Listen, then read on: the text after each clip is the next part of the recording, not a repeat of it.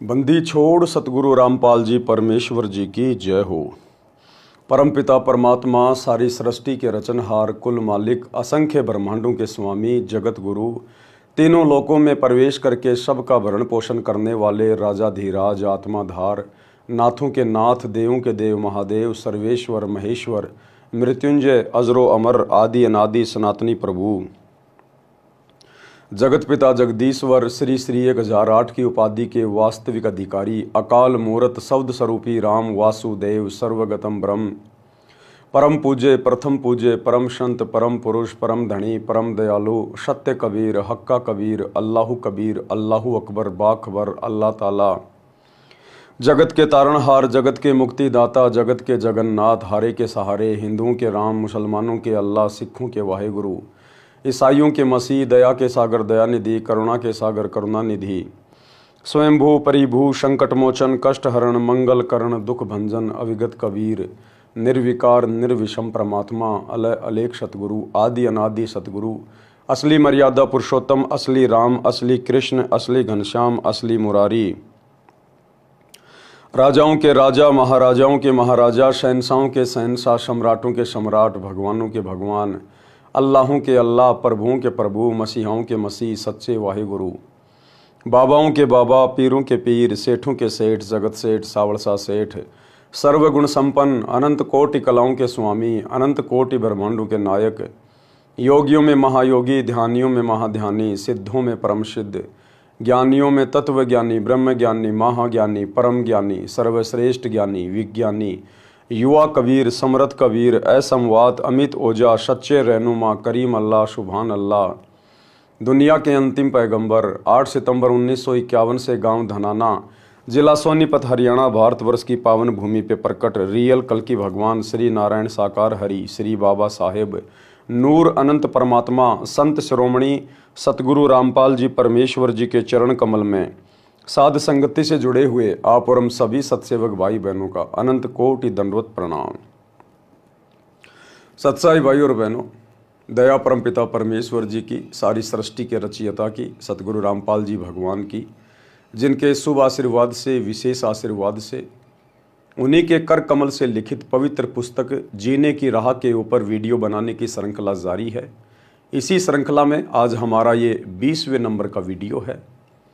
प्रत्येक वीडियो में गुरुदेव भगवान के आशीर्वाद से हमें अध्यात्म के विषय में, भक्ति मार्ग के विषय में, सत भक्ति के विषय में, एक भगत में क्या गुण होने चाहिए, सतगुरु को भगत ने किस दृष्टि से देखना चाहिए, कैसे भक्ति मार्ग पर सफलता प्राप्त होगी, गुरु के साथ कैसा व्यवहार करना चाहिए, आम समाज में हमें कैसे रहना चाहिए, इन तमाम बातों की जानकारी हो रही है और ये तमाम बातें हमारा विश्वास भक्ति मार्ग पर दृढ़ करती जा रही हैं।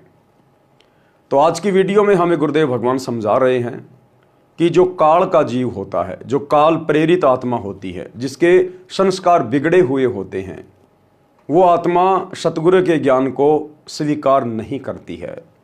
किसी के कहने से, सुनने से अगर नाम दीक्षा भी ले लेगा तो वो सतगुरु के वचन निभा नहीं पाएगा। तो चलिए आगे बढ़ते हैं गुरुदेव के कर कमल से लिखित पवित्र पुस्तक जीने की राह, वीडियो नंबर 20, पेज नंबर 152। काल का जीव सतगुरु का ज्ञान नहीं मानता। कोयल काग का उदाहरण। ये बात समझाने के लिए गुरुदेव भगवान हमें कोयल और कव्वे का उदाहरण दे रहे हैं। कोयल पक्षी कभी अपना अलग से घोंसला बनाकर अंडे पैदा नहीं करती। कारण ये है कि कोयल के अंडों को कौवे खा जाते हैं। इसलिए कोयल को ऐसी नीति याद आई कि जिससे उसके अंडों को हानि न हो सके। ये कोयल है परमात्मा कबीर जी, सतगुरु रामपाल जी, और ये कौवा है काल, 21 ब्रह्मांड का स्वामी। परमात्मा अपने सत भक्तों की अलग से पहचान नहीं होने देता। इसी 21 ब्रह्मांड में, उन्हीं परिवारों में परमेश्वर अपनी आत्माओं को जन्म दे देता है, किसी का बेटा बेटी बना के, जो काल के परिवार हैं, जो काल के अधीन है। उसी परिवार में परमात्मा भी अपनी हंस आत्माएं उनके बेटा बेटी के रूप में भेज देते हैं। इसलिए कोयल को ऐसी नीति याद आई जिससे उसके अंडों को हानि न हो सके। कोयल जब अंडे उत्पन्न करती है तो वह ध्यान रखती है कि कहां पर कौवी यानी फीमेल करो ने अपने घोंसले में अंडे उत्पन्न कर रखे हैं। जिस समय कौवी पक्षी भोजन के लिए दूर चली जाती है, यानी जो मादा जो कौवा होता है, जब वो भोजन के लिए अंडे उत्पन्न करके दूर चली जाती है तो पीछे से कोयल उस कौवी के घोंसले में अंडे पैदा कर देती है। यानी सतगुरु रामपाल जी भगवान, ये कबीर परमात्मा इस काल के साथ आंख मिचोली खेलते हुए अपनी हंस आत्माओं को भी उन्हीं परिवारों में बेटा बेटी के रूप में पैदा कर देते हैं और दूर पेड़ पर बैठ जाती है या आसपास रहेगी। जिस समय कौवी घोंसले में आती है तो वह 2 के स्थान पर 4 अंडे देखती है। वो कोयल क्या करेगी, उस मादा कौवी के घोंसले में अपने अंडे उत्पन्न करके वही आसपास रहती है या दूर पेड़ पे बैठ के उनको देखती रहती है। इसी प्रकार नाम उपदेश से पहले परमात्मा अपनी आत्माओं के साथ ही रहते हैं। परमेश्वर कबीर जी, सतगुरु रामपाल जी भगवान जी, जिन अपनी अच्छी अंश आत्माओं को, जिनको आगे चलकर अपनी शरण में लेना होता है, इसी काल के परिवार में परमात्मा उनको भेज देते हैं। और उस परिवार में जब वो हंस आत्मा उत्पन्न हो जाती है किसी के बेटा बेटी के रूप में, तो परमात्मा शुरू से ही उसके साथ रहते हैं।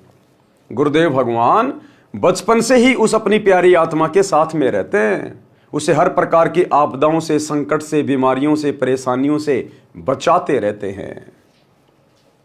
तो वो कोयल उस कौवी के घोंसले में अंडे पैदा करके आसपास रहती है और ध्यान रखती है। जिस समय कौवी घोंसले में आती है तो वह 2 के स्थान पर 4 अंडे देखती है। वह नहीं पहचान पाती कि तेरे अंडे कौन से हैं, अन्य के कौन से हैं, इसलिए वह चारों अंडों को पोषण करके बच्चे निकाल देती है। कोयल भी आसपास रहती है। अब कोयल भी अपने बच्चों को नहीं पहचानती है। ये तो एक सांसारिक उदाहरण है भाई और बहनों, कव्य और इसका कोयल का। बाकी सतगुरु रामपाल जी परमेश्वर तो अंतर्यामी है, जानी जान है। ये परमेश्वर तो सब कुछ जानते हैं, सब कुछ पहचानते हैं कि इनमें मेरे बच्चे कौन से हैं, मेरी शरण में कौन आएगा। अब कोयल भी अपने बच्चों को नहीं पहचानती है, क्योंकि सब बच्चों का एक जैसा रंग, काला रंग होता है।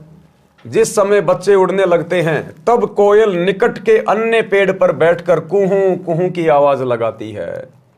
फिर ये कबीर भगवान सतगुरु रामपाल जी संत रूप में आकर और अपने सत्संग की आवाज लगाना शुरू करते हैं। टीवी के माध्यम से, ज्ञान गंगा पुस्तक के माध्यम से, या अन्य ऑडियो वीडियो के माध्यम से, या किसी अन्य भगत भाई बहन के माध्यम से परमात्मा फिर उस आत्मा तक अपनी जानकारी पहुंचाते हैं, अपनी आवाज वहां तक भेजते हैं। तब कोयल निकट के अन्य वृक्ष पर बैठकर कुहू कुहू की आवाज लगाती है। कोयल की बोली कोयल के बच्चों को प्रभावित करती है। कौवे वाले मस्त रहते हैं। यानी एक परिवार में मान लीजिए 5 मेंबर हैं, और जब सतगुरु रामपाल जी के सत्संग सुनने की बात आती है, उनकी पुस्तक पढ़ने की बात आती है, तो उनमें से 2 बड़ी आसानी से सतगुरु के ज्ञान को समझ जाते हैं, पहचान जाते हैं, और बाकी मेंबर नहीं मानते, बार बार कहने पर भी नहीं मानते। तो जो नहीं मान रहे हैं वो तो हैं कौवे के बच्चे, यानी वो काल प्रेरित आत्मा है।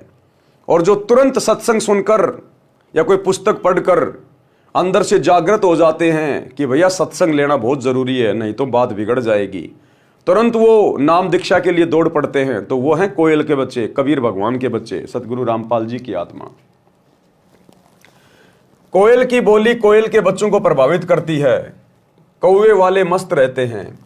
कोयल की आवाज सुनकर कोयल के बच्चे उड़कर कोयल की ओर चल पड़ते हैं।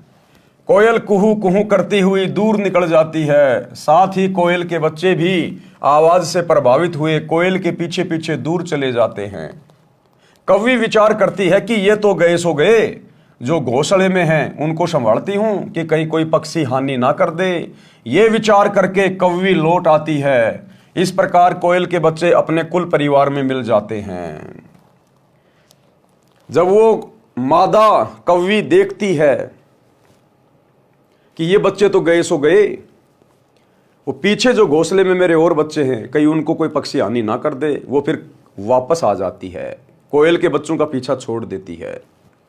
इसी प्रकार जो भगत, जो हंस आत्मा अपने सतगुरु से उपदेश लेने के बाद, अपने सतगुरु की आवाज को पहचानने के बाद जब दृढ़ होकर भक्ति मार्ग पर लग जाते हैं, किसी के डराने से, धमकाने से, लोकलाज में डालने से, दबाव डालने से अगर वो पीछे नहीं हटते हैं, भक्ति से नामखंड नहीं करते हैं, मर्यादा नहीं तोड़ते हैं, संघर्ष करते हैं, फिर ये काल रूपी कौवा उन आत्माओं का पीछा छोड़ देता है। थोड़ी देर तो वो कौवी दौड़ती है पीछे पीछे कि मेरे बच्चे गए, मेरे बच्चे गए। तो शुरुआत में तो भगत के पीछे काल लगेगा कि गए गए, मेरा भोजन गया, मेरा भोजन गया।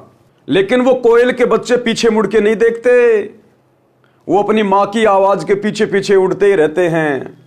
तो जब सतगुरु का भगत अपने सतगुरु के ज्ञान को आधार बनाकर अपने आत्म कल्याण के लिए संघर्ष करता ही रहेगा, झुकेगा नहीं, टूटेगा नहीं, मर्यादा खंडित नहीं करेगा, चाहे घर छोड़ना पड़े, चाहे समाज छोड़ना पड़े, फिर वो कौवा, फिर वो मादा कौवा फिर उस भगत का पीछा छोड़ देती है और सोचता है कि पीछे जो मेरे बच्चे हैं कहीं उनको हानि ना हो जाए, उनको संभालता हूं। तो इस प्रकार हम भगत भाई बहनों ने सतगुरु के भक्ति मार्ग पर दृढ़ता के साथ लगना है, ताकि हमारे संघर्ष को देखकर, हमारे दृढ़ निश्चय को देखकर ये काल हमारा फिर पीछा छोड़ दे, अर्थात हमें दुखी करना, परेशान करना फिर ये बंद कर दे। तो जब घर परिवार वाले देख लेते हैं, समाज वाले देख लेते हैं, रिश्तेदार देख लेते हैं कि भैया ये मानने वाला नहीं है, इसको चाहे कितना है कूट लो, कितना है पीट लो, कितना है धमका लो, कितना है कुछ कह लो, ये मानने वाला नहीं है, ये तो बाबा रामपाल का पक्का भगत है, फिर वो घर परिवार रिश्तेदार वाले वो सब हमारा पीछा छोड़ देते हैं कि मरने दो इसको, जो करे वो करने दो, बाढ़ में जाए। तो जो संघर्ष करेगा सतगुरु उसी के साथ रहेगा और काल उसी का पीछा छोड़ेगा। जो दो नाव की सवारी में रहेगा, भक्ति भी करना चाहेगा और रिश्तेदारों को भी खुश रखना चाहेगा, उनकी ब्याह शादी में जाके, छोटे मोटे कार्यों में जाके, उनकी परंपराओं में शामिल होके, तो दो नाव की सवारी वाला कभी भी अपनी मंजिल को प्राप्त नहीं करेगा, ना घर का, ना घाट का, धोबी का कुत्ता बन के रह जाएगा। यह विचार करके वो कौवी लौट आती है। इस प्रकार कोयल के बच्चे अपने कुल परिवार में मिल जाते हैं और फिर वो दृढ़ भगत अंत में भक्ति सफल करके अपने शतलोक में चला जाता है परमानेंट सुख भोगने के लिए। परमेश्वर कबीर जी ने धर्मदास को समझाया है कि हे धर्मदास, तेरा पुत्र नारायण दास काग यानी काल का बच्चा है, उसके ऊपर मेरे प्रवचनों का प्रभाव नहीं पड़ा। आप दयाल करुणामय सत्य पुरुष के अंश हो। अब कबीर परमात्मा ने धर्मदास से कहा कि धर्मदास, तेरा जो बेटा है ना नारायण दास, वो काल की आत्मा है और तुम हो मेरे बच्चे, तुम सत्य पुरुष के अंश हो। आपके ऊपर मेरी प्रत्येक वाणी का प्रभाव हुआ और आप खींचे चले आए। काल के अंश नारायण दास पर कोई असर नहीं हुआ। यही कहानी प्रत्येक परिवार में घटित होती है। जो अंकुरी हंस यानी पूर्व जन्म के भक्ति संस्कारी, जो किसी जन्म में सतगुरु कबीर जी के सत्य कबीर पंथ में दीक्षित हुए थे परंतु मुक्त नहीं हो सके। अब देखो भाई और बहनों, बात आती है पिछली पीढ़ी पे। क्या कह रहे हैं गुरुदेव? जो किसी जन्म में सतगुरु कबीर जी के सत्य कबीर पंथ में, तो सत्य कबीर पंथ हो मेरे भाई कलयुग की पिछली पीढ़ी में शुरू होता है। ये सत्य कबीर पंथ, वास्तविक कबीर पंथ, जहां पूरी भक्ति का आपको ट्रीटमेंट दिया जाता है, ये तो कलयुग की पिछली पीढ़ी में शुरू होता है। यानी कलयुग की पिछली पीढ़ी में ही हम भगत आत्माएं अपने सतगुरु से अपना हाथ छुड़वा लेती हैं, काल के जाल में रह जाते हैं। फिर ये परमात्मा उन्हीं आत्माओं को बार बार काल के हाथ से वापस खींचता है। फिर ये परमात्मा उन आत्माओं को अपनी शरण में लेता है, कलयुग की पिछली पीढ़ी तक लाने का प्रयास करता है। तो जो इस प्रकार की अंकुरी हंस आत्मा होती हैं, जो किसी पिछले युग में, किसी जन्म में इसी कबीर परमात्मा सतगुरु रामपाल जी भगवान की शरण में रह चुकी होती हैं, ये परमात्मा उन्हीं आत्माओं को फिर से मौका देता है और वो आत्माएं तुरंत अपने पिता की बात को जान जाती है, समझ जाती है, पहचान जाती है, तुरंत वो भक्ति को स्वीकार कर लेते हैं। हंस यानी पूर्व जन्म के भक्ति संस्कारी, जो किसी जन्म में सतगुरु कबीर जी के सत्य कबीर पंथ में दीक्षित हुए थे परंतु मुक्त नहीं हो सके, मोक्ष नहीं करवा पाए। वे किसी परिवार में जन्मे हैं, सतगुरु की कबीर की वाणी सुनते ही तड़प जाते हैं। आज हम किसकी वाणी सुनकर तड़पे? सतगुरु कबीर की वाणी, सतगुरु रामपाल जी भगवान की वाणी। क्योंकि सत्संग किसने की अपने मुख कमल से? सतगुरु रामपाल जी ने। तो रियल कबीर वाणी कौन सी है? सतगुरु के सत्संग। तो रियल कबीर कौन हुए? सतगुरु रामपाल जी भगवान। सतगुरु की, कबीर जी की वाणी सुनते ही तड़प जाते हैं, आकर्षित होकर दीक्षा प्राप्त करके शिष्य बनकर अपना कल्याण कराते हैं। उसी परिवार में कुछ ऐसे भी होते हैं जो बिल्कुल नहीं मानते, अन्य जो दीक्षित सदस्य हैं उनका भी विरोध तथा मजाक करते हैं। वे काल के अंश हैं, वे भी नारायण दास की तरह काल के दूतों द्वारा प्रचलित साधना ही करते हैं। पृष्ठ 161 अनुराग सागर का सारांश। कबीर परमात्मा ने कहा कि हे धर्मदास, जिस प्रकार सूरवीर तथा कोयल के बच्चे चलने के पश्चात पीछे नहीं मुड़ते, जिस प्रकार सूरवीर यानी योद्धा रण के मैदान में कभी पीछे नहीं हटता, एक बार आगे बढ़ गया तो मरना मंजूर, पीछे कदम नहीं हटाएगा, पीठ नहीं दिखाएगा। और कोयल के बच्चे एक बार अपनी मां की आवाज को सुनकर यदि घोंसले से उड़ गए तो पीछे मुड़ के नहीं देखते।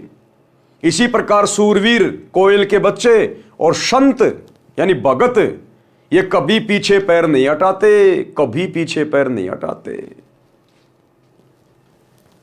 कबीर परमात्मा ने कहा कि हे धर्मदास, जिस प्रकार सूरवीर तथा कोयल के बच्चे चलने के पश्चात पीछे नहीं मुड़ते, इस प्रकार यदि कोई मेरी शरण में इस प्रकार दौड़कर सब बाधाओं को तोड़कर परिवार का मोह छोड़कर मिलता है तो उसकी 101 पीढ़ियों को पार कर दूंगा। कबीर, भगत बीज होवे जो हंसा, यानी जो अधिकारी भगत होगा, जो परमात्मा का अधिकारी अंकुरी हंस होता है, भक्ति बीज होता है। कबीर, भक्ति बीज होवे जो हंसा, तारू तास के 71 वंशा, 71 यानी 101 पीढ़ी परमात्मा उसकी पार कर देता है, यानी उनको भक्ति का अधिकारी बना देता परमात्मा। दृढ़ होकर लगा वो एक भगत और पीढ़ियों का उद्धार करवा दिया 101 का। कितना पुण्य लेके जाएगा, कितना भक्ति धन लेके जाएगा।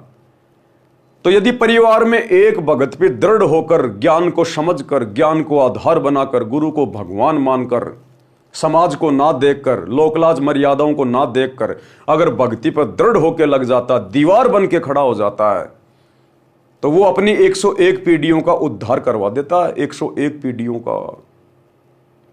और अगर परिवार का कोई सदस्य जो मुखिया है, जिसने उपदेश ले लिया, और यदि वो कमजोर पड़ जाता है, भक्ति पे दृढ़ नहीं रहता, मर्यादा तोड़ देता है, बार बार नाम खंड करके बैठ जाता है, तो वो अपनी आने वाली पीढ़ियों को भी काल के मुख में भेज देता है, काल का भोजन बना देता वो। तो परमेश्वर ने वर्तमान में आप और हम सभी भगत भाई बहनों को मुख्य तौर पे चुना है। मुख्य तौर पे हम परमेश्वर की भक्ति रूपी फसल के बीज हैं, बीज। तो भाई और बहनों, हमने दृढ़ रहना, क्योंकि हमारे पीछे हमारी 101 पीढ़ियों का भविष्य जुड़ा हुआ है। कबीर, भक्ति बीज होवे जो हंसा, तारू तास के 71 वंशा। कबीर, कोयल सुत जैसे सूरा होई, ये विधि धाय मिले मोहे कोई। निज घर की सुरती करे जो हंसा, तारू तास के 71 वंशा। हंस यानी भगत के लक्षण। अब भक्ति मार्ग पर आने के बाद में भगत के अंदर क्या क्या लक्षण होने चाहिए, तब कहीं जाकर उसकी भक्ति सफलता की ओर आगे बढ़ेगी। अगर सतगुरु से उपदेश भी ले लिया, भगत भी कहला रहा है और वो ही जगत भाव में चल रहा है, कोई परिवर्तन विशेष उसके अंदर नहीं आया है, तो वो खुद भी अपना सत्यानाश कर रहा है और अपने गुरु के मिशन को भी नरक में लेके जा रहा है। काग जैसी गंदी वृत्ति को त्याग देता है। जो हंस होता है, जो सच्चा भगत होता है, वो काग जैसी गंदी वृत्ति को त्याग देता है। काग क्या करता है? काग गंदी वस्तुएं खाता है, टट्टी खाता है, गोबर खाता है, कीड़े मकोड़े खाता है, मांस खाता है। तो जो गंदी वृत्ति का व्यक्ति होता है वो सच्चा भगत नहीं बन सकता, नेक भगत नहीं बन सकता। वो गंदा भगत नाम लेने के बाद भी राजनीति भी करेगा, समाज से यारी दोस्ती भी निभाएगा, किसी के आरक्षण में जाके बैठ जाएगा बिरानी आग में, गुंडों की सीबीआई जांच भी करवा देगा, जाटों की धर्मशाला भी बनवा देगा, दनाना गांव के लिए स्टेडियम भी बनवा देगा, आश्रमों में हॉस्पिटल भी खुलवा देगा, दुनिया भर की ड्रामेबाजी भी करेगा, राजनेताओं की रैली में भी धक्का खाता फिरेगा और अपने आप को भगत भी कहलाएगा। तो परमात्मा कहते हैं जो काग जैसी गंदी वृत्ति के होते हैं, काग जैसी गंदी वृत्ति को त्याग देता है कौन? जो सच्चा भगत होता है। तो वह हंस यानी भगत बनता है। काग निज स्वार्थ पूर्ति के लिए दूसरों का अहित करता है। किसी पशु के शरीर पर घाव हो जाता है तो कौवा उस घाव से नोच नोच कर मांस खाता है। पशुओं की आंखों से आंसू ढलकते रहते हैं। कौवे की बोली भी अप्रिय होती है। हंस यानी भगत को चाहिए कि अपनी कौवे वाला स्वभाव त्यागे। गुरुदेव कह रहे हैं कि भगत को चाहिए कि नाम उपदेश लेने के बाद में कौवे जैसा स्वभाव त्याग दे, मीठा बोले। भगत की भाषा मीठी होनी चाहिए, गाली गलोच नहीं होने चाहिए, आवाज में कर्कश नहीं होना चाहिए। गुरुदेव कहते हैं कौवा काको धन हरे और कोयल काको देत, यानी कौवा किसका धन खा रहा है, किसका जमीन संपत्ति हड़प रहा है, और कोयल काको देत, और कोयल किसको धनवान बना रही है, पर मीठे वचन बोल के सबको मन हर लेत। कौवा काको धन हरे और कोयल काको देत, पर मीठे वचन बोल के सबको मन हर लेत। इसी प्रकार भगत ने मृदुभाषी होना चाहिए। भगत ने किसी के साथ में ठगी नहीं करनी चाहिए, धोखाधड़ी नहीं करनी चाहिए, रिश्वत वगैरह नहीं लेनी चाहिए, किसी की आत्मा नहीं दुखानी चाहिए, चोरी जारी नहीं करनी चाहिए। भगत ने राजनीति नहीं करनी चाहिए, सबके साथ मित्र भाव में रहे, समभाव में रहे। ये लक्षण बताए गुरुदेव भगवान ने। भगत ने फिर उस कव्य वाली वृत्ति को जो नाम दीक्षा लेने से पहले थी उसको छोड़ देनी चाहिए। कोए की बोली भी अप्रिय होती है। हंस यानी भगत को चाहिए कि अपनी कौवे वाला स्वभाव त्यागे, निज स्वार्थवश किसी को कष्ट ना दे, कोयल की तरह मृदु भाषा बोले। ये लक्षण भगत के होते हैं। ज्ञानी यानी सत्संगी के लक्षण हैं। अब सत्संगी भगत के और क्या लक्षण बताए गुरुदेव भगवान ने। सतगुरु का ज्ञान तथा दीक्षा प्राप्त करके यदि शिष्य जगत भाव में चलता है वह मूर्ख है। सतगुरु से दीक्षा लेने के बाद भी भगत अगर जगत भाव में चल रहा है, सांसारिक भाव में चल रहा है, तो गुरुदेव कहते हो मूर्ख है, मूर्ख। अब सतगुरु से दीक्षा लेने के बाद, इतना ज्ञान लेने के बाद अपने स्वार्थ के लिए गांव वालों के लिए स्टेडियम बना दिया, गांव वालों को खुश करने के लिए बैडमिंटन का स्टेडियम, ताकि धनाना गांव वाले धनाना आश्रम में कोई रोक टोक पैदा ना करें। तो निज स्वार्थ के लिए जगत भाव में चल रहा है गुरुजी का परिवार। ये कोऑर्डिनेटर हरियाणा के जाट आरक्षण में जाकर संगत को बैठा दिया, खुद भी जाके बैठ गए, महीने महीने तक ड्रामा करते रहे जाटों के धरनों पर, और करोड़ों रुपया चंदे के रूप में दे दिए। इसको कहते जगत भाव में चलना। भगतों ने आरक्षण चाहिए क्या इस गंदे लोक में? इस गंदे लोक में यदि किसी भगत को आरक्षण चाहिए तो वो गधा बनेगा, गधा। सतलोक नहीं जा सकता। राजस्थान के मृतक गैंगस्टर जो पुलिस एनकाउंटर में मारा जा चुका है, उसकी सीबीआई जांच का समर्थन राजपूत करणी सेना के लोग कर रहे थे, उसके समाज के लोग। जबरदस्ती सतगुरु रामपाल जी के भक्तों को सतगुरु रामपाल जी के काल प्रेरित परिवार ने जलती हुई आग में बैठा दिया। यह होता है जगत भाव में चलना। बेवजह गोहाना जाट धर्मशाला का 5वां फ्लोर गुरुदेव के दोनों लड़कों ने बनवाने का ठेका ले लिया 1 करोड़ रुपए की लागत से। संगत का ज्योति पाठ का पैसा कुएं में डाल दिया, आग में झोंक दिया। इसको कहते हैं जगत भाव में चलना। श्री राम मंदिर प्राण प्रतिष्ठा के समय जो लोग उनके दर्शन करने आ रहे थे रामलला के, जबरदस्ती जगत भाव में चलते हुए सतलोक आश्रम वालों ने, गुरुदेव के परिवार ने अयोध्या में 1 महीने का भंडारा लगा दिया। यह होता जगत भाव में चलना। भाई और बहनों, यह सत भक्ति मार्ग है। बकवाद करके कोई भी आत्मा आज तक सतलोक नहीं जा पाई। इसीलिए तो हम लोग अभी तक यही पढ़े हैं। और सतगुरु का काल के साथ एग्रीमेंट है, सतगुरु जरा भी भाईचारा फालतू का नहीं निभाएगा, पक्ष विपक्ष की भूमिका नहीं करेगा। जब तक ये आत्मा ज्ञान को आधार बनाकर इस काल लोक के दुखों से दुखी होकर सतलोक चलने की चेष्टा नहीं करेगी, जैसा भाव जैसा चाव हमारे को सतलोक से नीचे आने का चढ़ा था काल के साथ, इतना ही वो कशक, वो तड़प जब तक हमारी वापस सतलोक जाने की नहीं बनेगी, ये परमात्मा हमें स्वीकार नहीं करेगा। और जगत भाव में चलने से ये कशक कभी जिंदगी में नहीं बनने वाली। तो जो कार्य वर्तमान में गुरुदेव की गैर हाजिरी में 2014 बरवाला कांड के बाद गुरुदेव का परिवार कर रहा है, कोऑर्डिनेटर कर रहे हैं, लाखों की संगत उनके पीछे मूर्ख होकर कर रही है, ये जगत भाव वाले कार्य हैं। ऐसे कुक्रम करने से, ऐसी बकवादों में पड़ने से लाख जन्म भी सतलोक नहीं मिल सकता। तो क्या कह रहे हैं गुरुदेव, सतगुरु का ज्ञान तथा दीक्षा प्राप्त करके यदि शिष्य जगत भाव में चलता है तो वो मूर्ख है, वह भक्ति लाभ से वंचित रह जाता है। कौन सा भक्ति लाभ? मोक्ष। वह भक्ति में आगे नहीं बढ़ पाते, उसी समय उनका कनेक्शन सतगुरु से कट जाता है, फुल स्टॉप लग जाता है। भले वो माला करते रहो, आरती करते रहो, आश्रमों में आते रहो, जाते रहो, लड्डू जलेबी खाते रहो, लेकिन फुल स्टॉप लग जाता है। फिर वे सार शब्द प्राप्ति के योग्य नहीं बन पाते। इसलिए तो सतगुरु ने अभी तक किसी को सार शब्द नहीं दिया। ये सार शब्द भक्तों को वो ही दे रहे हैं जो जगत भाव में चल रहे हैं।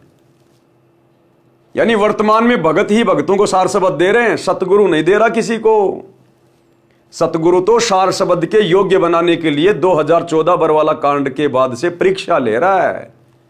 और भैया परीक्षा के समय में पढ़ाई नहीं होती, परीक्षा के समय में पढ़ाई नहीं होती, नए एडमिशन नहीं होते। तो ये तो अपने धार्मिक धंधे के लिए सतलोक आश्रम खोले जा रहे जगह जगह। गुरुदेव कह रहे शिष्य जब तक उपदेश लेने के बाद जगत भाव में चलेगा वो सार शब्द के योग्य नहीं बनता। तो 2014 बरवाला कांड के बाद से पूरी की पूरी संगत जो सतलोक आश्रमों से जुड़ी हुई है ये जगत भाव में तो चल रही है, भक्ति भाव है कहां इनके पास। तो कौन सा सार नाम मिल रहा है इनको? फर्जी सार नाम, फर्जी सार शब्द। वे सार शब्द प्राप्ति के योग्य नहीं बन पाते। यदि अंधे व्यक्ति का पैर बिष्टे यानी टट्टी या गोबर पर रखा जाता है तो उसका कोई मजाक नहीं करता। नादान व्यक्ति कोई गलती कर दे उसका कोई मजाक नहीं करता। छोटा बच्चा मां की गोद में पेशाब कर दे कोई मजाक नहीं करता। लेकिन ज्ञान प्राप्त करने के बाद, समझदार बनने के बाद, सतगुरु से उपदेश लेने के बाद शिष्य यदि जगत भाव में चलता है, बकवाद करता है, गंदी राजनीति करता है, समाज के साथ में यारी दोस्ती निभाता है, उसके बाद वो आत्मा सतगुरु की नजरों में गिर जाती है, समाज में हंसी का पात्र बनता है, हंसी का पात्र। यदि अंधे व्यक्ति का पैर बिष्टे यानी टट्टी या गोबर पर रखा जाता है तो उसका कोई मजाक नहीं करता, कोई उसकी हंसी नहीं करता। यदि आंखों वाला यानी भगत कुठोर गलत स्थान पर जाता है, पर नारी गमन, चोरी करना, मर्यादा तोड़ना। अब मर्यादा तोड़ने में सारे काम आ गए। अयोध्या में जाके भंडारा करना, जाटों का आरक्षण, गुंडों की सीबीआई जांच, जाटों की धर्मशाला, धनाना में हॉस्पिटल बनाना, स्टेडियम बनाना, ये दुनिया भर के पाखंड करना, ये सब मर्यादा तोड़ने के अंतर्गत आते हैं। पर नारी गमन, चोरी करना, मर्यादा तोड़ना, वर्जित वस्तु तथा साधना का प्रयोग करना कुठोर कहा जाता है, तो निंदा का पात्र होता है। आने वाले समय में भक्ति इतिहास में गुरुदेव के बेटा बेटी, भाई बंधु, रिश्तेदार, ये कोऑर्डिनेटर, ये सब निंदा के पात्र बनेंगे, निंदा के पात्र। क्योंकि आने वाले समय में पूरी पृथ्वी पर इसी परमेश्वर का ज्ञान और इसी की मर्यादा होंगी। उस समय ये जो यादगार इन्होंने जो बनवा दी हैं गुरुदेव की गैर हाजिरी में जगत भाव में चलते हुए, ये धनाना में स्टेडियम बना दिया, यादगार बना दी कि आने वाला भगत समाज हमारे को कुठोर दृष्टि से देखे कि रे गधो, सतगुरु के परिवार में जन्म लेने के बाद भी तुम सतगुरु के मोटे मोटे नियम भी नहीं समझ पाए। सतगुरु ने तो प्रथम नाम दीक्षा के समय बता दिया कि भक्तों ने ताश भी नहीं खेलनी, कोई गेम नहीं खेलना, सहयोग नहीं करना, और तुमने ये 1 करोड़ रुपए का स्टेडियम बनवा दिया धनाना वालों के लिए, तो वो निंदा के पात्र बनेंगे।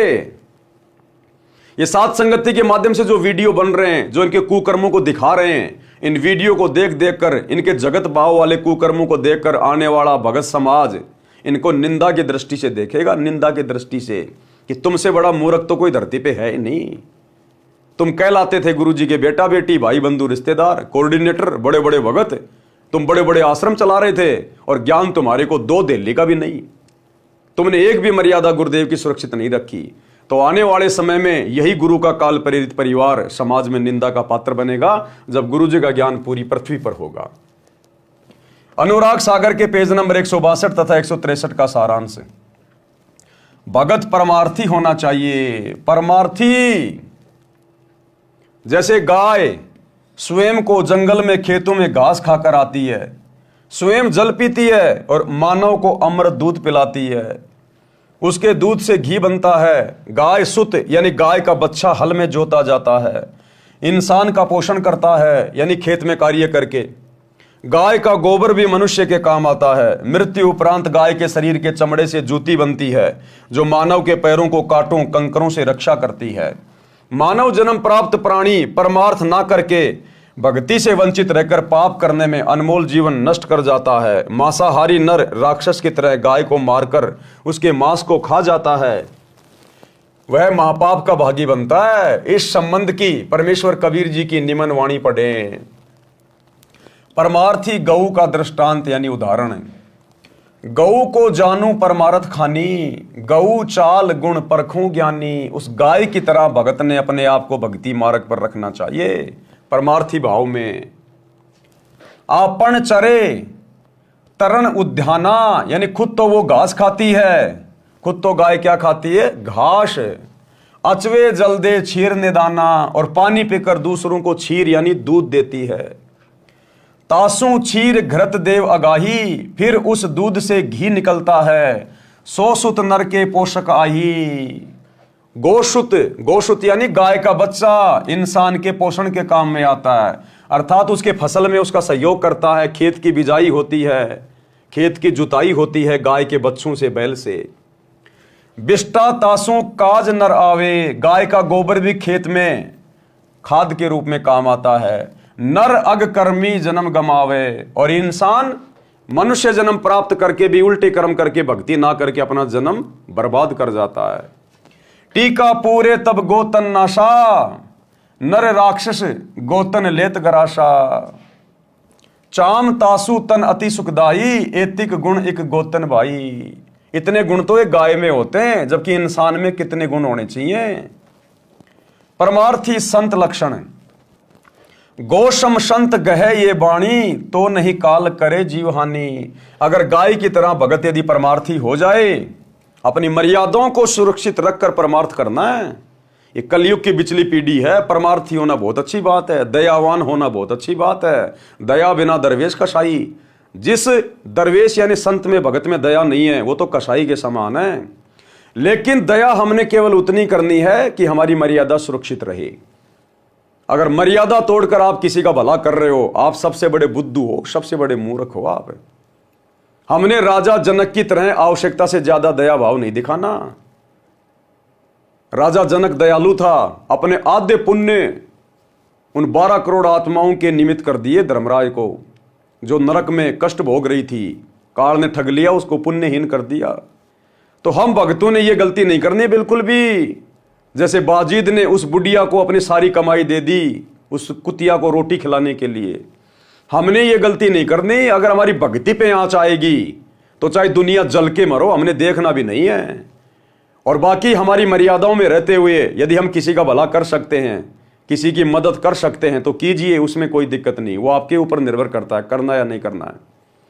परंतु मर्यादा तोड़कर किसी का भला किया, किसी के ऊपर दया दिखाई, तो फिर सबसे बड़े हम मूर्ख समझे जाएंगे, सबसे बड़े मूर्ख। नरतन लही अस बुद्धि होई, सतगुरु मिले अमर है सोई। सुन धर्मनी परमारथ वाणी, परमारथ ते होय न हानि। पद परमारथ संत अधारा, गुरु सम लेई सो उतरे पारा। सत्य शब्द को परिचय पावे, परमारथ पद लोक सिंधावे। सेवा करे बिसारे आपा, यानी सेवा करे और आपा यानी घमंड, घमंड को त्याग दे। आपा थाप अधिक संतापा, अगर खुद के ऊपर लेगा कि मैंने ये परमार्थ कर दिया, मैंने ये भलाई का काम कर दिया, मैंने इतनी सेवा कर दी, कहते फिर उसके ऊपर संकट आएगा, दुख आएगा। ये नर अस चातुर बुद्धिमाना, गुण शुभ कर्म कहे हम ठाना। ऊंचा कर्म अपने सिर लीन्या, अवगुण कर्म पर सिर दीन्या। यानी जो मुख्य मुख्य सेवा है, मुख्य मुख्य जो महिमा है, वो तो अपने ऊपर ले ली, और जो नीचे कर्म है, जो अवगुण है, वो दूसरे के सिर पे रख दिए, तो कहते हैं वो भी भगत नहीं है। तात होए शुभ कर्म विनाशा, धर्म दास पद गहो विश्वासा। आशा एक नाम की राखै, निज शुभ कर्म प्रगट नहीं बाखै। गुरुपद रहे सदा लो लीना, जैसे जल ही न विसरत मीना। गुरु के शब्द सदा लो लावे, सत्य नाम निस दिन गुण गावे। जैसे जल ही न बिसरे मीना, ऐसे शब्द गहे परवीना। पुरुष नाम को अस पर भाऊ, हंसा भौरी ने जग में आऊं। निश्चय जाय पुरुष के पासा, कूरम कला परखूं धर्मदासा। अब गुरुदेव इनका सरलार्थ कर रहे हैं कि भगत ने किस प्रकार से परमार्थी होना है। परमेश्वर कबीर जी ने धर्मदास जी के माध्यम से मानव मात्र को संदेश व निर्देश दिया है। कहा है कि मानव को गाय की तरह परमार्थी होना चाहिए। जिनको सतगुरु मिल गया है वे तो अमर हो जाएंगे, घोर पापों से बच जाएंगे। सेवा करे तो अपनी महिमा की आशा ना करे कि मैंने इतनी पुस्तक बांट दी, मैंने इतने भक्तों को नाम दिला दिया। ये बिल्कुल अपने ऊपर ना ले भगत। सेवा करे तो सेवा भाव से करे, मान बढ़ाई की इच्छा ना रखे, इज्जत प्राप्ति की इच्छा ना रखे। सेवा करे तो अपनी महिमा की आशा ना करे। यदि अपने आप को मान बढ़ाई के लिए अपने आप को महिमावान मान लेगा तो उसको अधिक कष्ट होगा, शुभ कर्म नष्ट हो जाएंगे। उपदेशी केवल एक नाम की आशा रखे, केवल अपने गुरुदेव भगवान की आशा, केवल इनके सत भक्ति मंत्रों की आशा, दुनिया के आगे हाथ न फैलाए और किसी देव महादेव से मोक्ष की या धन प्राप्ति की कोई भी भौतिक इच्छा की डिमांड ना करे। केवल अपने गुरुदेव से आशा रखे, उनकी भक्ति पे लगे रहे, नाम का सुमरण करता रहे।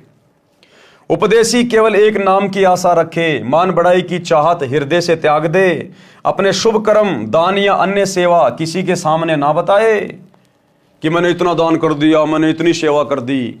हाँ, वैसे यदि बताना है, किसी कारणवश यदि बताना पड़ जाए तो हम बता सकते हैं, लेकिन मान बढ़ाई की चाहत में नहीं कि मैंने इतने पाठ करा दिए, मैंने इतना रुपया दान कर दिया। मान बढ़ाई के हिसाब से नहीं, दूसरों में इज्जत प्राप्ति के लिए नहीं। वैसे यदि कोई कारण हो जाए, बताना पड़ जाए तो आदि नौकर कि भाई दास की तो क्या औकात है।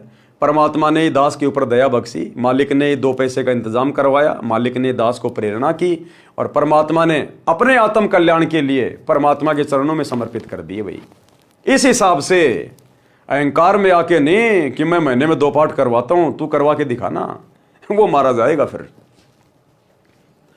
मान बढ़ाई की चाहत हृदय से त्याग दे, अपने शुभ कर्म दान या अन्य सेवा किसी के सामने ना बताए। गुरु जी के पद यानी गुरु की शरण में ऐसे रहे जैसे जल में मछली रहती है। मछली एक पल भी पानी के बिना नहीं रह सकती, तुरंत मर जाती है। ऐसे गुरु की शरण को महत्व देवे। किसकी शरण को? गुरु की शरण को। गुरु जी द्वारा दिए शब्द यानी जाप मंत्र, सतगुरु शब्द जो सतनाम है यानी वास्तविक भक्ति मंत्र में सदा लीन रहे, जो पुरुष परमात्मा का भक्ति मंत्र है, उसका ऐसा प्रभाव है, उसमें इतनी शक्ति है कि साधक पुनः संसार में जन्म मरण के चक्कर में नहीं आता। वह वहां चला जाता है जो सनातन परम धाम, जहां परम शांति है, जहां जाने के पश्चात भगत कभी लौटकर इस गंदे लोक में नहीं आता। यही प्रमाण श्रीमद् भगवत गीता अध्याय 18 श्लोक 62 में है। गीता ज्ञानदाता ने कहा कि हे अर्जुन, तू सर्व भाव से उस परमेश्वर की शरण में जा, उस परमेश्वर की कृपा से ही तू परम शांति को तथा सनातन परम धाम शाश्वतम स्थानम को प्राप्त होगा। अब वो परमेश्वर कौन है जिसकी शरण में जाएं? अब वो परमेश्वर कौन है भैया जिसकी शरण में जाएं और सर्व भाव से भक्ति करें? वो परमेश्वर है सतगुरु रामपाल जी।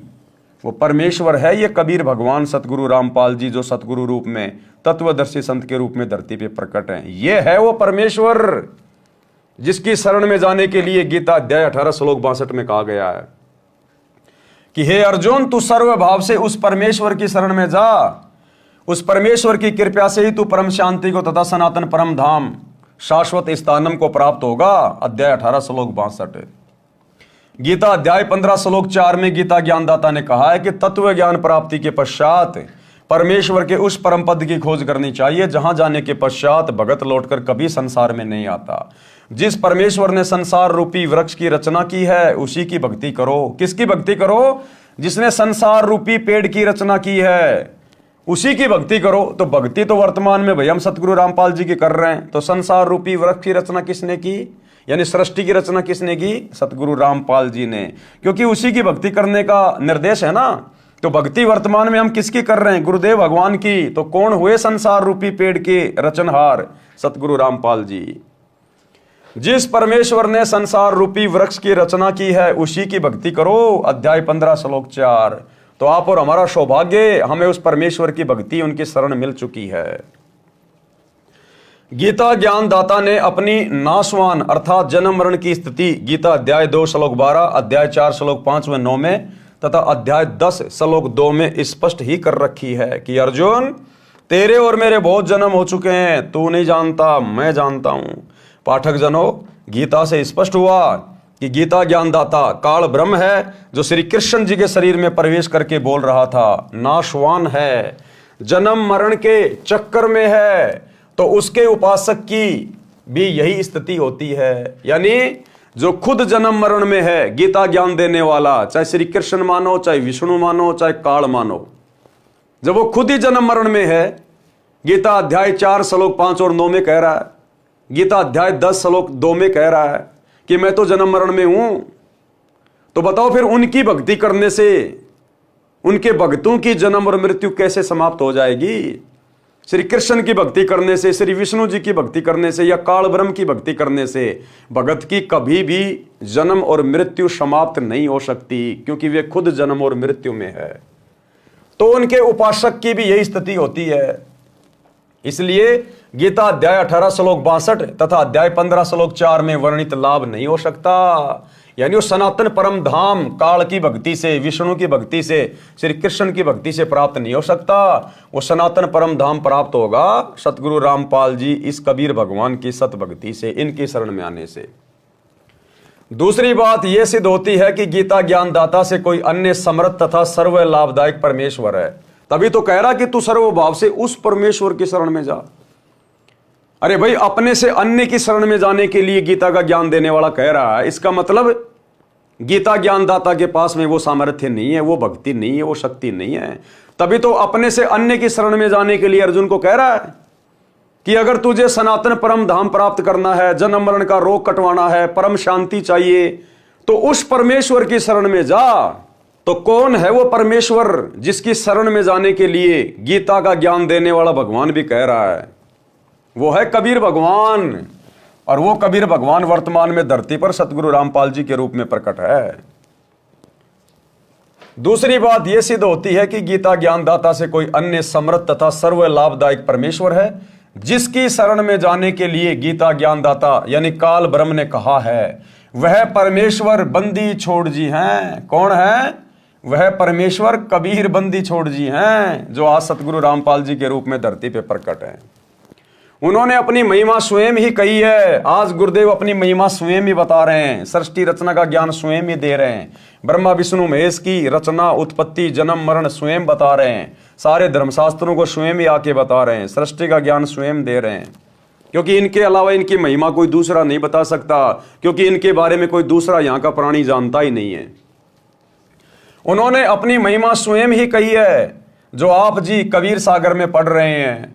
परमेश्वर ने अनुराग सागर पेज 13 पर कहा है कि सत्य पुरुष द्वारा रची सृष्टि के विषय में बताई कथा का साक्षी किसको बनाऊं, क्योंकि सबकी उत्पत्ति बाद में हुई है। यानी सबसे पहले यही कबीर परमात्मा सतगुरु रामपाल जी भगवान प्रकट हुए, स्वयंभू परमात्मा। उसके बाद इन्होंने सारी सृष्टि उत्पन्न की है। तो इनकी कहानी भला कौन जान सकता है, क्योंकि सब तो इनके बाद में उत्पन्न हुए, इन्हीं के द्वारा।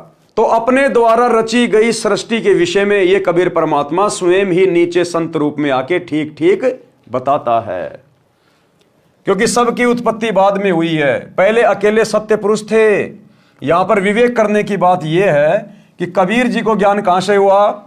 जब सृष्टि रचना के समय कोई नहीं था। इससे स्वयं सिद्ध है कि ये स्वयं पूर्ण परमात्मा सृष्टि के रचनहार हैं। जिन महान आत्माओं को परमेश्वर कबीर जी मिले हैं, उन्होंने भी यही साक्ष्य दिया है। गरीब अनंत कोटि ब्रह्मांड का एक रति नहीं भार, और सतगुरु पुरुष कबीर है कुल के सृजनहार। अनंत कोटि ब्रह्मांड का एक रति नहीं भार। ये इतने बड़े बड़े ब्रह्मांड, इतने बड़े बड़े लोक, द्वीप, चांद, सूरज, गैलेक्सी, ये तारे सितारे परमात्मा ने बना बना के छोड़ दिए। ये सब के सब कबीर परमेश्वर सतगुरु रामपाल जी भगवान की समर्थता के कारण, उनकी वचन शक्ति से बंधे होने के कारण अपनी अपनी जगह पे चक्कर लगा रहे हैं। अब वैज्ञानिक कहेंगे ये तो गुरुत्वाकर्षण के कारण हो रहा है। अरे तो वो गुरुत्वाकर्षण किसने पैदा किया? वो भी तो इसी कबीर भगवान ने पैदा किया, जिसको तुमने गुरुत्वाकर्षण का नाम दे दिया। संत भाषा में उसको परमेश्वर की वचन शक्ति कहते हैं, वचन शक्ति। तो कहते हैं गरीब अनंत कोटि ब्रह्मांड का एक रति नहीं बार, और सतगुरु पुरुष कबीर है। यानी सतगुरु ही वो समर्थ पुरुष है, कबीर है, कुल के सृजनहार, पूरी सृष्टि को जिन्होंने रचा है। भावार्थ इस वाणी से ही स्पष्ट है। क्या स्पष्ट है? यानी अगर कबीर भगवान है, अगर कबीर जी ही परमात्मा है, कबीर जी भगवान है, तो उनको ज्ञान कहां से हुआ? और तो कोई ज्ञान देने वाला था ही नहीं यहां पर। उस कबीर परमात्मा ने आके ज्ञान बताया सबको, तो कबीर जी को ज्ञान देने वाला कौन? कोई नहीं। इसीलिए तो उसको जगत गुरु कहा जाता है। इसीलिए तो जगत गुरु उसी को कहा जाता है जो स्वयं ही यहां आकर जगत का ज्ञान दे, सृष्टि का ज्ञान दे। और 650 साल पहले उस कबीर परमात्मा ने भी कंप्लीट ज्ञान नहीं दिया था। धर्मदास मेरी लाख दुआई, ये मूल ज्ञान कहीं बाहर न जाई। ये मूल ज्ञान तो आज दिया है सतगुरु रामपाल जी ने। कौन हुए सतगुरु रामपाल जी? संतों की वाणी है अनमोल, इसे ना समझ सके अनबोल। साहिब ने भेद दिया सब खोल, अपनी सतलोक राजधानी का। आज खोला है वो भेद पूरा का पूरा साहिब ने। तो आज भेद खोलने वाला कौन? सतगुरु रामपाल जी। तो कौन हुए? साहेब। साहेब ने भेद दिया सब खोला, अपनी सतलोक राजधानी का। 650 साल पहले तो भेद खोलना ही नहीं था, ये तो आज खोला है। तो कौन हुए? गुरुदेव, स्वयं कबीर परमात्मा। तो गुरुदेव कह रहे हैं इस वाणी से ही स्पष्ट है कि फिर सतगुरु रामपाल जी को ज्ञान कहां से हुआ? इनको ज्ञान किसने दिया? इनको किसी ने ज्ञान नहीं दिया। ये जगत गुरु हैं। जगत गुरु को किसी से ज्ञान लेने की जरूरत नहीं है। जो दूसरे से ज्ञान लेके आगे ज्ञान देता वो जगत गुरु नहीं होता। तो सारी सृष्टि की रचना गुरुदेव भगवान ने की है, यही कबीर भगवान है। और वर्तमान में परमात्मा अपने ओरिजिनल स्वरूप को, नूरी रूप को हल्का करके, छुपा के संत रूप में हमारे समक्ष प्रकट हैं, विद्यमान हैं, और ज्ञान से अपनी पहचान करवाना चाहते हैं, ना कि चमत्कार दिखा के। तो जो अधिकारी आत्मा होंगे, जो अधिकारी हंस होंगे, वे ही ज्ञान को आधार बना के अपने गुरु को परमात्मा मानेंगे, कबीर जी मानेंगे, अन्यथा नहीं स्वीकार कर सकते। कूरम कला परखो धर्मदासा। अब ये कूरम कला क्या है? कूरम यानी कछुआ। तो कछुआ क्या करता है? उसके अंदर क्या योग्यता है? भगत के अंदर वैसी योग्यता होनी चाहिए। कूरम कला, कूरम कला का भावार्थ है कि जैसे कूरम यानी कछुआ आपत्ति के समय अपने मुख तथा पैरों को अपने अंदर छुपाकर निष्क्रिय हो जाता है। जब कोई आपत्ति का अंदेशा होता है, कोई संकट लगता है, तो कछुआ अपने मुंह को और अपने चारों पैरों को अंदर सिकोड़ लेता है, और आपत्ति टलने के बाद फिर वापस धीरे धीरे बाहर निकाल लेता है। इसी प्रकार समझदार भगत वही है जो कूरम कला का उपयोग करे। आप कहीं किसी को ज्ञान समझा रहे हो, सामने वाला हावी हो गया काल प्रेरणा से, तो भगत ने कूरम कला का प्रयोग करना चाहिए। तुरंत चुपचाप हो जाए, मुंह के ताला लगा ले कि ठीक है भैया, ठीक है भगत जी, हमने तो समझाना था समझा दिया, बाकी देखो आपकी मर्जी, आप भी विद्वान हो, आप भी समझदार हो। अब ठीक है, आप नहीं मान रहे तो आप फिर ठीक है, फिर आप कह रहे हो वो सही है। तो ये उसको शांत करने का मूल मंत्र है। उसके साथ में लड़ना नहीं, झगड़ना नहीं कि नहीं मैं जो कह रहा हूं वो ही सही है, तू झूठ है, तो वो तो काल प्रेरित है, 2 मिनट में थप्पड़ मुक्की पे आ जाएगा। तो परमात्मा कहते हैं कोई मानता तो ठीक है, नहीं मानता है, ज्यादा हावी होता है, कोई लड़ाई झगड़ा करता है जानबूझ के किसी भी बात को लेकर, तो उसी समय शांत हो जाओ, चुपचाप हो जाओ, बिल्कुल आधीन कछुए की तरह, और जैसे माहौल शांत हो जाए निकल लो। कूरम कला परखो धर्मदासा भावार्थ है कि जैसे कूरम यानी कछुआ आपत्ति के समय अपने मुख तथा पैरों को अपने अंदर छुपाकर निष्क्रिय हो जाता है, आपत्ति टलने के तुरंत पश्चात अपने मार्ग पर चल देता है। इसी प्रकार भगत को चाहिए कि यदि सांसारिक व्यक्ति आपके भक्ति मार्ग में बाधा उत्पन्न करें तो उनको उलटकर जवाब ना देकर अपनी भक्ति को छुपाकर सुरक्षित रखें। यानी उनके साथ में लड़ाई झगड़ा करके, वाद विवाद करके, गाली गलौज करके अपनी भक्ति का सत्यानाश ना करें, शांत हो जाएं। सामान्य स्थिति होते ही फिर उसी गति से साधना करें। इस प्रकार करने से निश्चय जाए पुरुष के पासा, वह साधक परमात्मा के पास अवश्य चला जाता है। क्यों? क्योंकि जब हम अपने गुरुदेव के द्वारा बताए गए फॉर्मूलों को अपने जीवन में लागू करेंगे तो हमें 101% सफलता प्राप्त होगी। क्योंकि गुरु हमें वही फॉर्मूला बताएगा जो बिल्कुल स्वयं सिद्ध है। अनुराग सागर पेज 163 281 पर सोरठा। आनंद धाम अमोल हंस तहां सुख बिल सही, हंस करे किलोल पुरुष तनु छवि निरखही। ये जो सोरठा होता है इसको उल्टा पढ़ा जाता है, पहले ये आगे की लाइन, फिर पीछे की, फिर आगे की, फिर पीछे की। भावार्थ, उपरोक्त ज्ञान के आधार से साधना करके साधक अमर धाम में चला जाता है। यानी गुरुदेव के द्वारा बताई गई साधना करके, गुरुदेव के द्वारा बताए गए फॉर्मूलों को अपने भगत वाले जीवन में लागू करके भगत फिर मर्यादा में रह के आजीवन भक्ति करेगा तो फिर वो परम धाम को चला जाता है। उपरोक्त ज्ञान के आधार से साधना करके साधक अमर धाम में चला जाता है। यहां ज्ञान आधार बताया गुरुदेव ने, गुरुजी के बेटे के आधार से नहीं, गुरुजी की बेटी के आधार से नहीं, किसी कोऑर्डिनेटर के आधार से नहीं, भक्तों ने देखा देखी के आधार से नहीं, जगत के आधार से नहीं, ज्ञान के आधार से साधना करके साधक अमर धाम में चला जाता है। वहां पर आनंद भोगता है, वह सतलोक बेशकीमती है। वहां पर सत्य पुरुष के शरीर की शोभा देखकर आनंद मनाते हैं। दीक्षा लेकर नाम का सुमरण करना अनिवार्य, यानी नाम उपदेश लेने के बाद यदि आप सुमरण करने में, भक्ति करने में गफलत करते हैं तो ये भक्ति मार्ग में भगत के हित में नहीं है, फिर भगत नुकसान उठाएगा।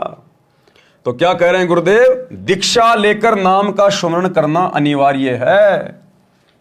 और गुरुदेव हमें राजा बीर सिंह बघेल की पत्नी का उदाहरण देकर, जिसने सतगुरु से उपदेश ले लिया था 650 साल पहले, लेकिन राजा की रानी थी, किसी चीज की कमी थी नहीं, ना खाने की ना पहनने की, नौकर चाकर खूब थे।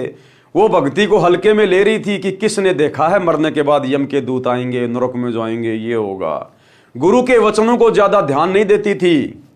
लेकिन एक समय उसका समय आया, यम के दूत आए और उसको पकड़ के लेके गए।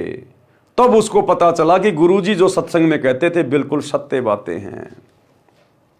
तो गुरुदेव कह रहे हैं आपने पहले से ही इन उदाहरणों को देखकर, पढ़कर, सुनकर आपने भक्ति को हल्के में नहीं लेना चाहिए, मर्यादा तोड़कर भक्ति नहीं करनी चाहिए, गुरु को हल्के में नहीं लेना चाहिए। अध्याय बीर सिंह बोध पृष्ठ 123 पर। राजा बीर सिंह की एक छोटी रानी सुंदरदेई थी। राजा बीर सिंह की छोटी रानी का नाम था सुंदरदेई। उसने भी परमेश्वर कबीर जी से दीक्षा ले रखी थी।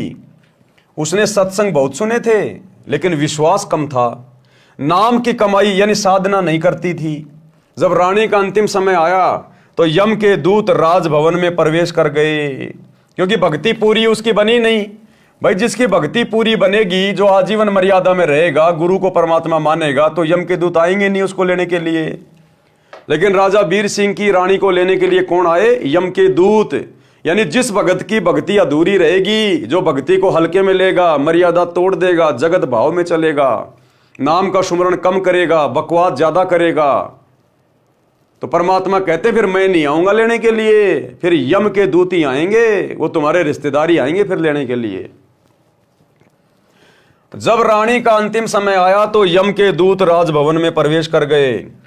फिर यम दूत रानी के शरीर में प्रवेश कर गए और अंतिम श्वास का इंतजार करने लगे। उस समय रानी सुंदरदेई के शरीर में बेचैनी हो गई। यमदूत दिखाई देने लगे। राजा ने रानी से पूछा क्या बात है? रानी ने कहा कि मुझे राजपाट, महल, आभूषण कुछ भी अच्छा नहीं लग रहा। पहले बहुत अच्छा लग रहा था, जब गुरुजी कहते थे बेटी नाम का सुमरण किया कर, ज्यादा ज्यादा भजन किया कर, ये काम आएगा, ये तेरा राजपाट, तेरे नौकर चाकर, तेरे गहने, ये तेरा राजा सब यहीं रह जाएंगे। तो रानी को विश्वास नहीं होता था, हल्के में लेती थी।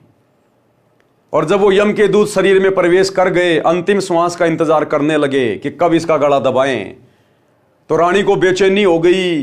वो हार, श्रृंगार, गहने, नौकर चाकर, राजपाट सब फीका लगने लगा।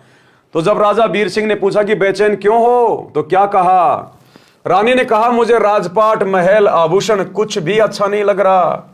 रानी ने कहा कि साधु संतों को बुलाकर परमात्मा की चर्चा कराओ। अब साधु संत क्या करेंगे भैया? पूरी जिंदगी तो भक्ति नहीं करी, नाम का सुमरण नहीं किया, बकवादों में लगे रहे, लड्डू जलेबी बर्फी खाते रहे, मर्यादा तोड़ते रहे। तो अंत समय में भगत क्या करेंगे आके? जब भगवान ही साथ नहीं दे रहा तो भगत क्या ढोलक पेटी बजा के तुम्हारा उद्धार कर देंगे? रानी ने कहा कि साधु संतों को बुलाओ, परमात्मा की चर्चा कराओ। साधु तथा भगत आकर परमात्मा की चर्चा तथा भक्ति करने लगे। अब राजा था भाई, उसने भक्तों को बुला लिया, आ जाओ भाई, रानी याद कर रही है। अब भगत क्या चर्चा करेंगे, वो ढोलक पीटेंगे, भजन गाएंगे 650 साल पहले वाले। उससे कोई लाभ नहीं हुआ। रानी के शरीर में कष्ट और बढ़ गया। अर्ध अर्ध यानी आधा आधा श्वास चलने लगा। श्वास खींच खींच कर आने जाने लगा। हृदय कमल को त्याग कर जीव भयभीत होकर त्रिकुटी की ओर भागा। यमदूतों ने चारों ओर से घेर लिया।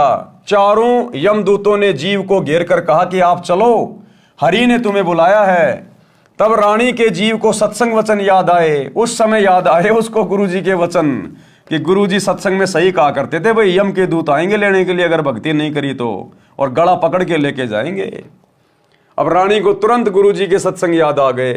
अब भाई और बहनों, याद हुआ तो कुछ नहीं आना उस समय। जिसने जैसी भक्ति करी है परमात्मा ही साथ रहता है। लेकिन यहां ये सारी बातें गुरुदेव आप और हम पिछली पीढ़ी वालों को सतर्क करने के लिए ये रानी सुंदर देवी का उदाहरण दे रहे हैं, उसके अंतिम जीवन की सत्य कथा बता रहे हैं। अगर उस समय तुम्हें गुरु का वचन याद आ भी गया तो भी तुम क्या कर लोगे? जब भक्ति तुम्हारी पूरी नहीं है तो गुरु क्या कर लेगा भाई? तो गुरुदेव हमें समझा रहे हैं वर्तमान वाले भक्तों को कि तुम्हारा फाइनल दाव है, गफलत मत करना। उस रानी सुंदर देवी की तरह गफलत मत करना सुमरण करने में, भक्ति करने में, दान धर्म करने में। अगर मर्यादा तोड़कर भक्ति को हल्के में लोगे, जगत भाव में चलोगे तो अंत समय में तुम्हारे साथ यही होगी। फिर तुम्हारा गुरु नहीं आएगा विमान लेके, फिर काल के दूत आएंगे लठ लेके। तब रानी के जीव को सत्संग वचन याद आए। उसने यमदूतों से कहा कि हे बटपार, हे जालिमों, तुम यहां क्यों आ गए? हमारा सतगुरु हमारा मालिक है, आप हमें नहीं ले जा सकते। मेरे सतगुरु धनी मालिक ने मुझे नाम दिया है, मेरे गुरुजी आएंगे तो मैं जाऊंगी। ये बात सुनकर यम के दूत बोले कि यदि आपका कोई खसम यानी धनी है तो उसको बुलाओ, नहीं तो हमारे साथ परमात्मा के दरबार में चलो। जीव ने कहा, धरणी आकाश से नगर नियारा, तहां निवाजे धनी हमारा। कि मेरा धनी, मेरा मालिक तो शतलोक में निवास करता है। अगम शब्द जब भाखे नाऊं, तब यम जीव के निकट नहीं आऊं। भावार्थ, पहले तो रानी को विश्वास नहीं हो रहा था कि जो सतगुरु जी सत्संग में ज्ञान सुना रहे हैं वह सत्य है।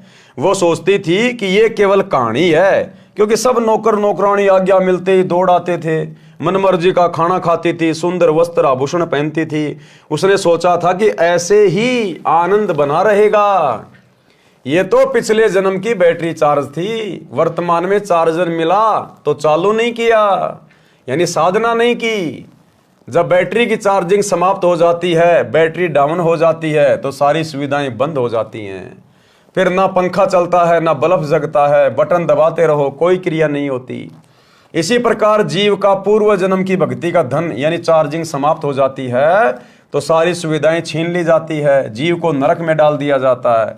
तब उसको अकल आती है, उस समय वक्त हाथ से निकल चुका होता है, उस समय वक्त हाथ से निकल चुका होता है। कितना चिल्ला लेना, फिर कुछ बात नहीं बनेगी, केवल पश्चाताप और रोना शेष रह जाता है। रानी सुंदर देवी ने सत्संग सुन रखा था, पूर्ण सतगुरु से दीक्षा ले रखी थी, नाम की कमाई नहीं की थी, वह गुरुद्रोही नहीं हुई थी, गुरु निंदा नहीं करती थी। रानी ने सतगुरु को याद किया कि हे सतगुरु, हे मेरे धनी, मेरे को यमदूतों ने घेर रखा है, मुझ दासी को छुड़ाओ। मैंने आपकी दीक्षा ले रखी है, आज मुझे पता चला कि ऐसी आपत्ति में ना पति काम आता है, ना पत्नी, ना बेटा, ना बेटी, ना भाई बहन, ना राजा प्रजा, कोई सहायक नहीं होता। आप और हमें गुरुजी समझा रहे हैं कि सुधर जाओ कलयुग की पिछली पीढ़ी वालों, अंत समय कोई ना हो सहाई, अंत समय तुम्हारे कोई काम नहीं आएगा।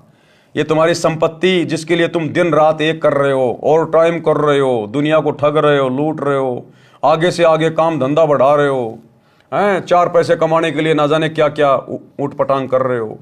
ये तुम्हारे बेटा बेटी, भाई बंधु, रिश्तेदार, कार कोठी जवाई कुछ काम नहीं आएंगे, कुछ भी। वहां तो सतगुरु की भक्ति काम आनी है, सतगुरु की भक्ति। अगर वो नहीं करोगे तो कुछ लेना देना नहीं। रानी के जीव ने हृदय से सतगुरु को पुकारा, तुरंत सतगुरु कबीर जी वहां उपस्थित हुए। कौन सतगुरु कबीर जी? जो उस समय रानी के गुरु के रूप में आए हुए थे, जो वर्तमान में हमारे गुरु जी के रूप में आए हुए हैं, ये सतगुरु कबीर जी। तुरंत सतगुरु कबीर जी वहां उपस्थित हुए। रानी ने दौड़कर सतगुरु देव जी के चरण लिए। उसी समय यमदूत भागकर हरि यानी धर्मराज के पास गए और बताया कि उसका सतगुरु आया, तो वहां पर प्रकाश हो गया। जीव ने सत सुकृत नाम जपा था, उसको इतना ही याद था, इस कारण से उसको यमदूतों से छुड़ाया तथा पुनः जीवन बढ़ाया। तब रानी ने दिल से भक्ति की। यानी सतगुरुदेव भगवान ने, इसी कबीर परमात्मा ने, जो उस समय कबीर नाम से आए हुए थे, उस रानी सुंदरदेई के गुरुजी के रूप में थे, जो वर्तमान में हमारे गुरुदेव के रूप में हैं। इस परमेश्वर ने उस अपनी आत्मा को, रानी सुंदरदेई को, यम के दूतों से छुड़वाया और उसके जीव को वापस उसके शरीर में डाला और कुछ समय उसको और दिया भक्ति के लिए। फिर रानी को दृढ़ विश्वास हो गया।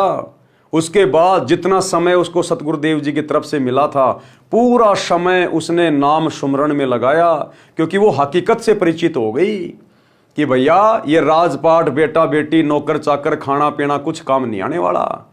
यहाँ तो अपनी माला लेके परमात्मा जप ले, थोड़ा समय है। वो यम के दूत उसको 24 घंटे दिखाई देने लगे। फिर तो आप और हमें इन कथाओं के माध्यम से दिखाई देने चाहिए।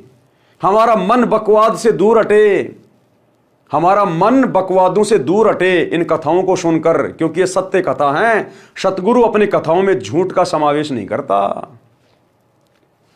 तब रानी ने दिल से भक्ति की। फिर सतगुरु कबीर जी ने पुनः सतनाम सारनाम दिया, उसकी कमाई की।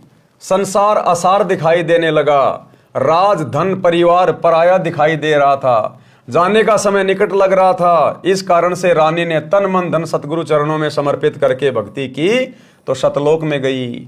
वहां परमेश्वर सत्य पुरुष ने रानी के जीव के सामने ही अपने दूसरे रूप सतगुरु से प्रसन्न किया। वहां क्या किया? सतगुरु ने अपने ही दूसरे रूप में, जो वहां पर सतलोक में बैठे हुए थे सिंहासन पर, उस सिंहासन पर बैठे हुए कबीर परमात्मा ने अपने ही दूसरे रूप से बात की। कौन से रूप से? जो सतगुरु रूप में रानी को नीचे से ऊपर लेकर गए थे। अर्थात सतगुरु और परमात्मा दोनों एक ही हैं। क्या कह रहे हैं? देखो, वहां परमेश्वर यानी सत्य पुरुष ने रानी के जीव के सामने अपने ही दूसरे रूप सतगुरु से प्रसन्न किया। यानी गुरुदेव हमें विश्वास दिलाना चाह रहे हैं कि तुम्हारा गुरु स्वयं सत्य पुरुष है, अपने एक रूप में सतलोक के सिंहासन पे बैठा है, जो दूसरे सतगुरु रूप में तुम्हें यहां से लेने आया है, काल के जाल से छुड़ाने आया है। गुरु और गोविंद दो नहीं भाई, जब तक दो समझोगे दो जग में जाई। वहां परमेश्वर सत्य पुरुष ने रानी के जीव के सामने अपने ही दूसरे रूप सतगुरु से प्रसन्न किया कि हे कड़ीहार यानी तारणहार, मेरे जीव को यमदूतों ने कैसे रोक लिया। सतगुरु रूप में कबीर जी ने कहा कि हे परमेश्वर, इसने दीक्षा लेकर भक्ति नहीं की, दीक्षा लेकर भक्ति नहीं की, इस कारण से इसको यमदूतों ने घेर लिया था, मैंने छुड़वाया। परमेश्वर कबीर जी ने जीव से कहा कि आपने भक्ति क्यों नहीं की, सतलोक में कैसे आ गई। अब डांट मारी परमात्मा ने अपने दूसरे रूप में उस जीव को कि तूने भक्ति पूरी नहीं की, तू कैसे आ गई फिर तू सतलोक में। वो और ज्यादा डर गई कि भाई यहां तो भक्ति करनी पड़ेगी। सिर नीचा करके जीव ने कहा कि पहले मुझे विश्वास नहीं था, फिर यमदूतों की यातना देखकर मुझे आपकी याद आई, आपका ज्ञान सत्य लगा, आपको पुकारा, आपने मेरी रक्षा की, फिर मेरे को वापस जीवन दिया गया, तब मैंने दिलो जान से आपकी भक्ति की। पूर्ण दीक्षा प्राप्त करके आपकी ही कृपा से, गुरु जी के सहयोग से मैं यहां आपके चरणों में पहुंच पाई हूं। लेकिन हमने ये गलती नहीं करनी, हमने ये गलती नहीं करनी। यदि सतगुरु रामपाल जी खुद दूसरा रूप बनाकर अगर हमारी परीक्षा ले इस प्रकार की, तो हमने उस रानी के जीव की तरह ये गलती नहीं करनी। अपने गुरु जी के अलावा उस दूसरे रूप को महत्व नहीं देना, चाहे वो कितना ही चमके, कितना ही दमके, कितना ही सिंहासन पे बैठे। हमारे गुरुजी हमारे लिए परमात्मा है, परमेश्वर हैं। ऊपर स्पष्ट कर दिया कि रानी के जीव के सामने सतगुरु ने अपने दूसरे रूप में रानी से सवाल किया। तो यदि हमारी इस प्रकार की परीक्षा भी हो जाए, क्या कहते हैं गुरुदेव कि गुरु और गोविंद दोनों खड़े, किसके लागू पाए, बलिहारी गुरु अपना जिन गोविंद दियो बताए। और एक सत्संग में तो गुरुदेव ने स्पष्ट कर दिया कि जब तुम शरीर छोड़कर त्रिकुटी पे जाओगे तो वहां भी तुम्हारी परीक्षा होगी। वहां एक तरफ तो तुम्हारे गुरुजी खड़े हैं सतगुरु रामपाल जी, और एक तरफ यदि वो कबीर भगवान भी आके खड़ा हो जाए, वैसे तो कोई दूसरा कबीर भगवान नहीं है कोई डाडी मूंछवाड़ा कहीं भी, लेकिन हमारी परीक्षा लेने के लिए गुरुजी मान लीजिए दूसरा रूप बना ले डाडी मूंछवाड़ा, तो कहते हैं एक तरफ तो त्रिकुटी पे तुम्हारे गुरुजी खड़े हैं और एक तरफ वो डाडी मूंछवाड़ा आके खड़ा हो जाए, तो गुरुदेव ने कहा कि आपने केवल अपने गुरुजी के चरण छूने, अपने गुरुजी को आदर सत्कार देना है। उस नकली कबीर की तरफ यदि आपने देख भी लिया, झांक भी लिया, दंडवत करना बहुत दूर की बात है, उसी समय फेल हो जाओगे। तो ये छोटा सा सत्संग गुरुदेव का हमें यही समझाएगा कि गुरु स्वयं कबीर है।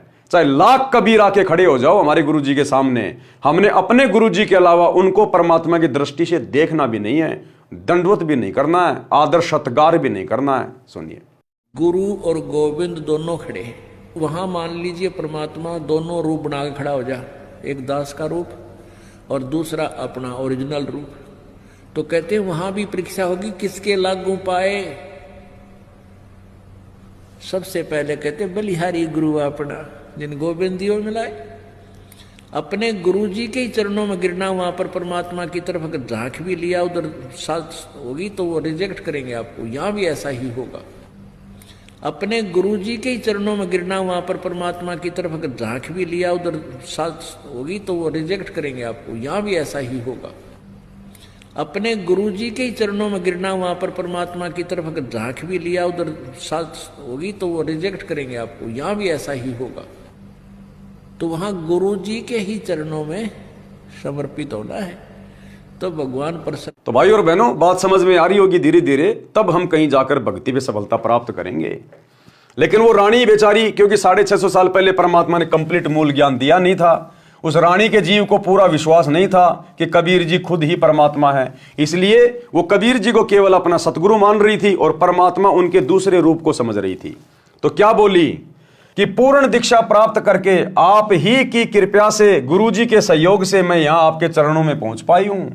शतलोक में जाकर भगत अन्य भक्तों के पास भेज दिया जाता है, सुंदर अमर शरीर मिलता है, बहुत बड़ा आवास महल मिलता है, विमान आंगन में खड़ा है, सिद्धियां आदेश का इंतजार करती हैं, तुरंत विद्युत की तरह सक्रिय होती हैं, जैसे बिजली का बटन यानी स्विच दबाते ही बिजली से चलने वाला यंत्र तुरंत कार्य करने लगता है। ऐसे वहां पर वचन का बटन यानी स्विच है, जो मुख से निकाल देंगे, जो बात मन में सोच लेंगे तुरंत एक्टिव हो जाएगी।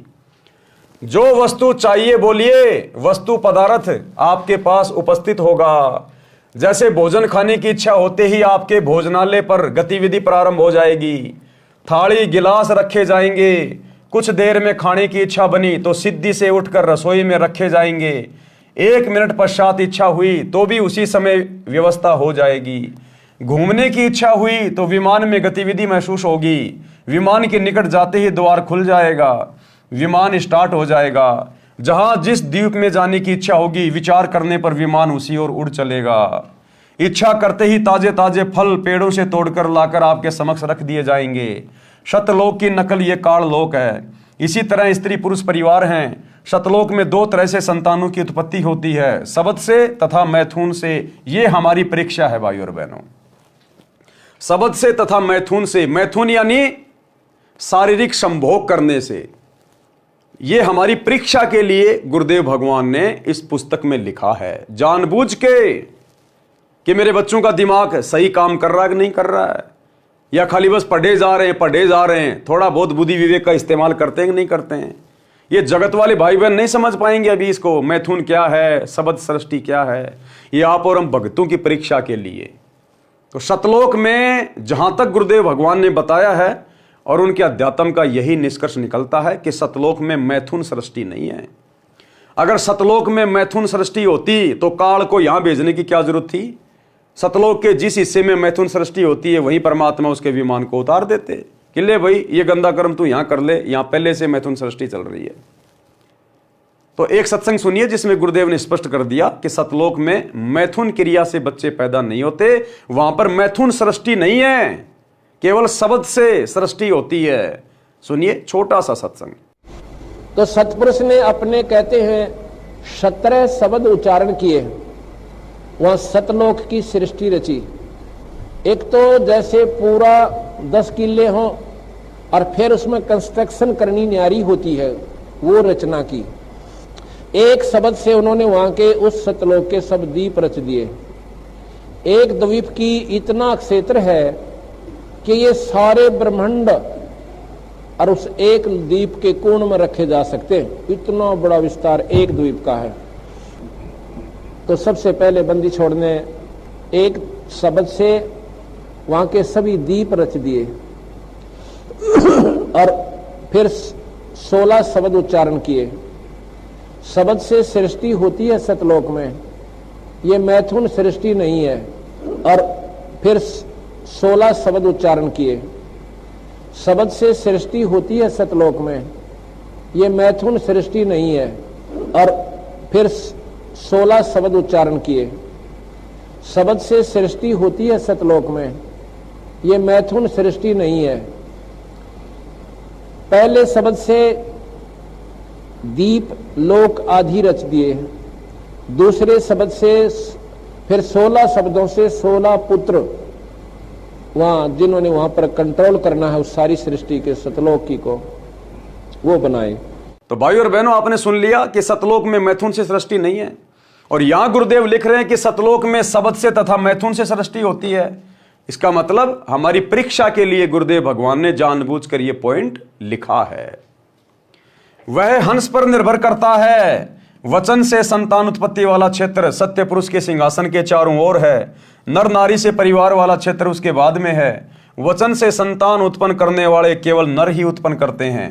सतलोक में वृद्ध अवस्था नहीं है। नर नारी वाले क्षेत्र में लड़के तथा लड़कियां दोनों उत्पन्न करते हैं, विवाह करते हैं। केवल वचन से जो बच्चे उत्पन्न होते हैं वे काल लोक से मुक्त होकर गए जीव जन्म लेते हैं, फिर कभी नहीं मरते न वृद्ध होते हैं। जो सतलोक में मुक्त होकर जाते हैं उनको सर्वप्रथम सत्य पुरुष जी के दर्शन कराए जाते हैं। उस समय उसका वही स्वरूप रहता है जैसा पृथ्वी से आता है, परंतु वृद्ध नीचे से गया तो वहां सत्य पुरुष के सामने उसी अवस्था व स्वरूप में जाता है।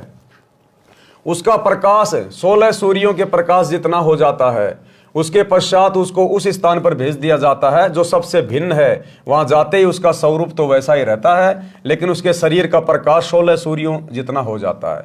परंतु यदि वृद्ध नीचे से गया है तो युवा अवस्था हो जाती है। देखो भाइयों और बहनों, हमारी परीक्षा, सब हमारी परीक्षा के लिए लिख रहे हैं यहां गुरुदेव भगवान। क्या लिखा है? परंतु यदि बूढ़ा, वृद्ध यानी बूढ़ा, परंतु यदि वृद्ध नीचे से गया है तो युवा अवस्था हो जाती है। यानी इस पृथ्वी लोक से यदि कोई बूढ़ा व्यक्ति ऊपर जाएगा सतलोक में तो वो युवा हो जाता है। और पीछे क्या लिखा है गुरुदेव ने? यहां देखो क्या लिखा है परमात्मा ने। परंतु वृद्ध यानी बूढ़ा नीचे से गया तो वहां सत्य पुरुष के सामने उसी अवस्था व स्वरूप में जाता है, यानी बूढ़ा बूढ़ा ही अवस्था में जाता है। और यहां लिखा है यदि वृद्ध यानी बूढ़ा नीचे से गया है तो युवा अवस्था में हो जाती है। तो दोनों बातें एक दूसरे की विरोधाभासी हैं। तो ये हमारी परीक्षा के लिए है। कैसी परीक्षा?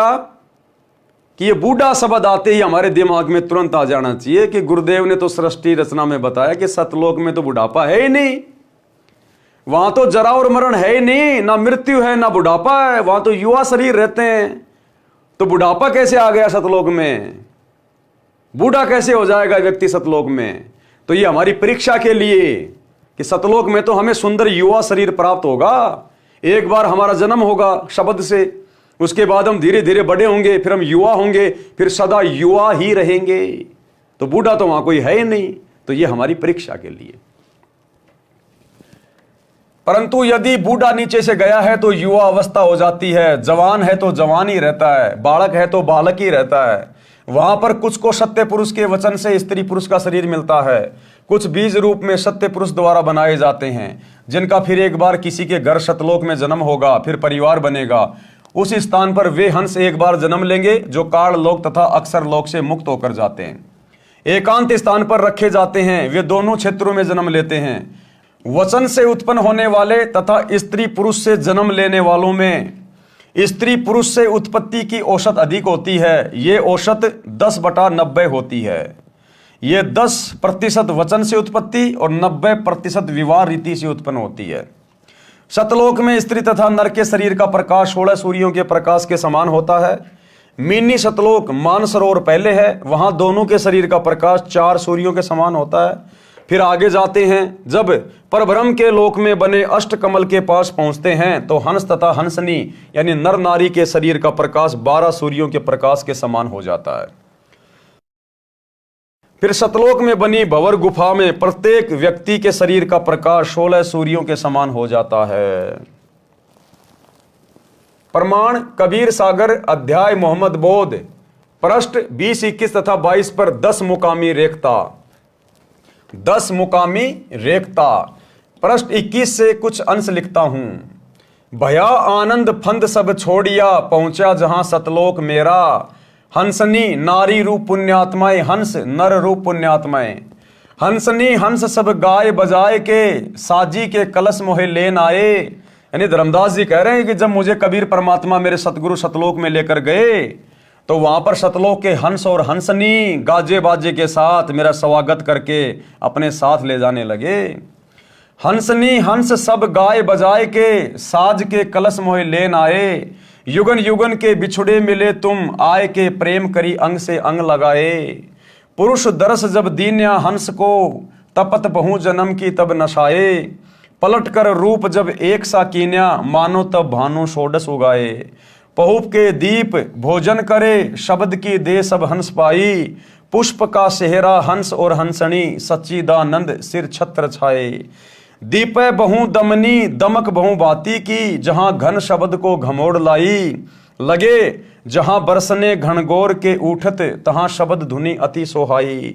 सुन सोहे हंस हंसनी, युथ जोड़े झुंड हैं। एकई नूर एकई रंग रागे, करत बिहार मन भावनी। मुक्ति में कर्म और भरम सब दूर भागे।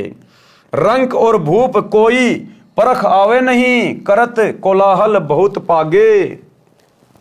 काम और क्रोध मद लोभ अभिमान, सब छोड़ पाखंड सत्य शब्द लागे। पुरुष के बदन कौन महिमा कहूं, जग में उपमा कछु नाही पाई।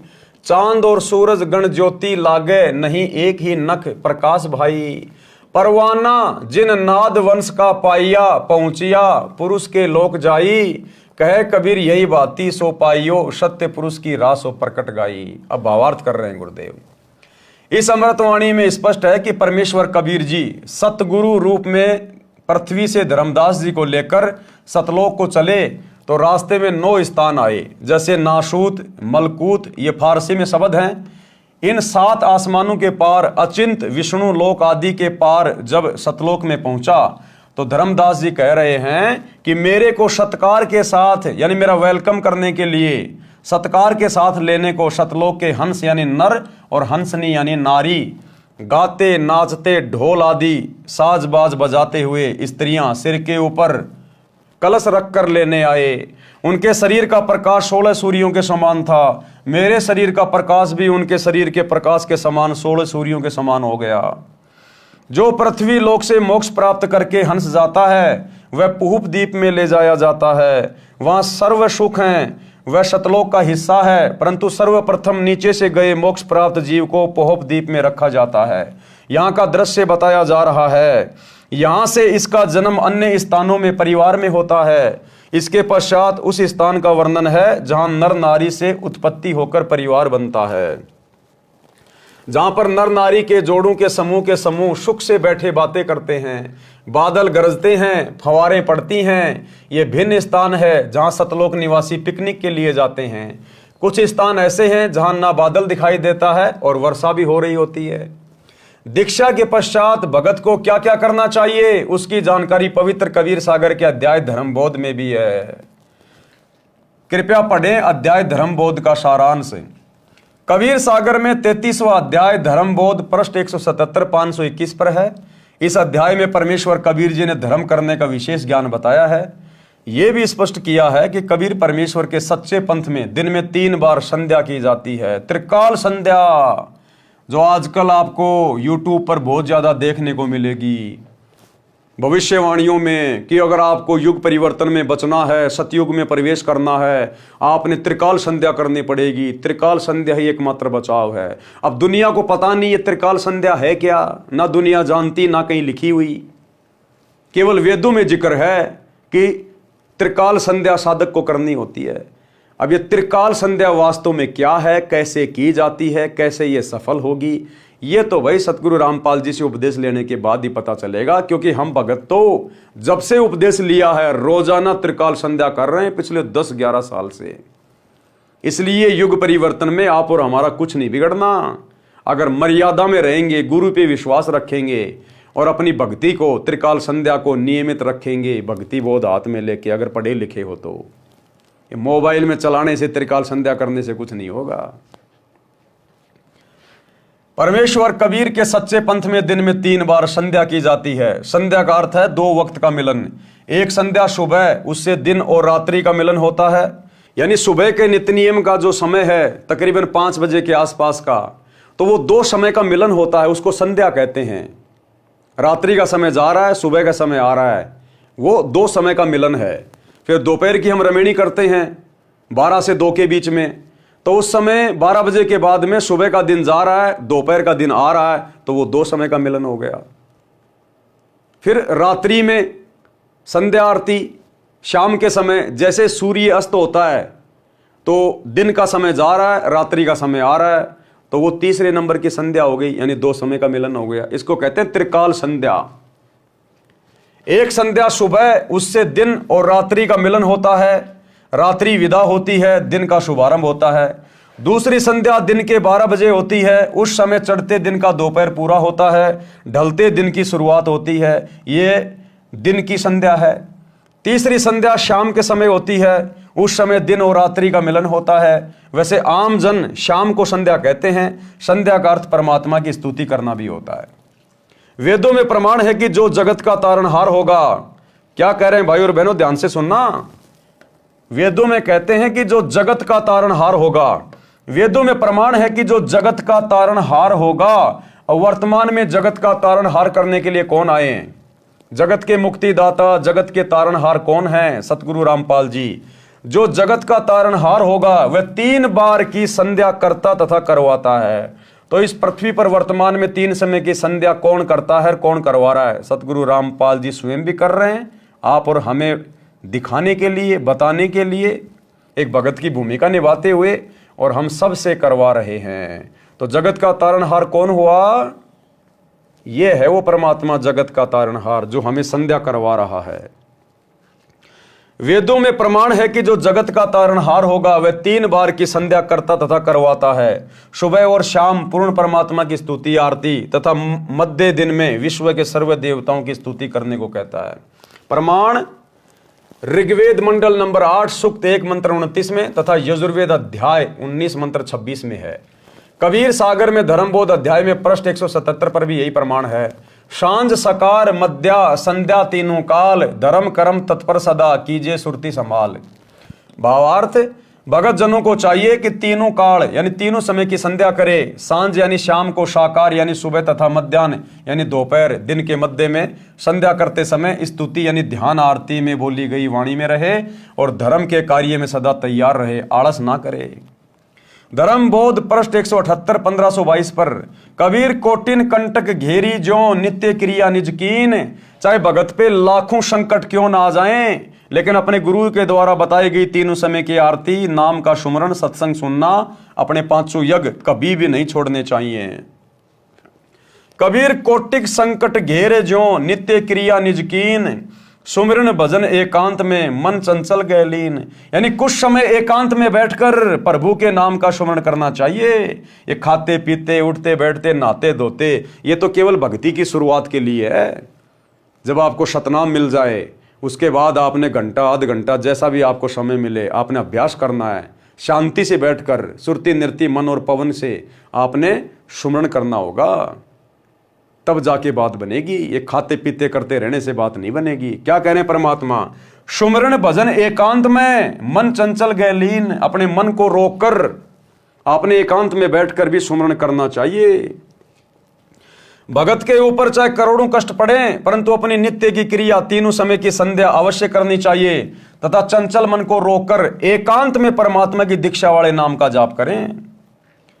कबीर भक्तों और गुरु की सेवा कर श्रद्धा प्रेम सहित परम प्रभु ध्यावई करी अतिशय मन प्रीत। अपने गुरुदेव तथा सत्संग में आए, घर पर आए भक्तों की सदा आदर के साथ सेवा करे, श्रद्धा तथा प्रेम से सेवा करनी चाहिए। परम प्रभु यानी परम अक्षर पुरुष की भक्ति अत्यधिक प्रेम से करे। किसकी भक्ति? परम अक्षर पुरुष की। तो भक्ति आज हमें किसने दी? परम अक्षर ब्रह्म ने, सतगुरु रामपाल जी भगवान ने। तो कहते हैं अपने गुरुदेव की सेवा और गुरुदेव की भक्ति बहुत ही प्रेम से, बहुत ही श्रद्धा भाव से करे, तब कहीं जाकर हमारा काललोक से छुटकारा होगा। भगत जति तथा सती होना चाहिए। अब इस पॉइंट के ऊपर भाई और बहनों हम कल रात्रि 8 बजे फिर से लाइव आएंगे, तो कल रात्रि सभी भाई बहन फिर से जुड़िए। तब तक गुरुदेव भगवान हम सबको आज्ञा दें, इजाजत दें, सद्बुद्धि दें, आशीर्वाद दें। बंदी छोड़ सतगुरु रामपाल जी भगवान की जय हो।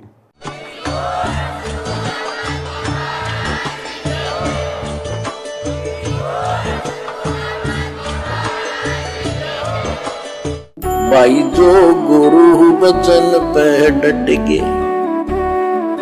कट गे फंद 84 के, कट गे फंद 84 के, कट गे फंद 84 के। भाई जो गुरु बचन पे डट गे, कट गे फंद 84 के।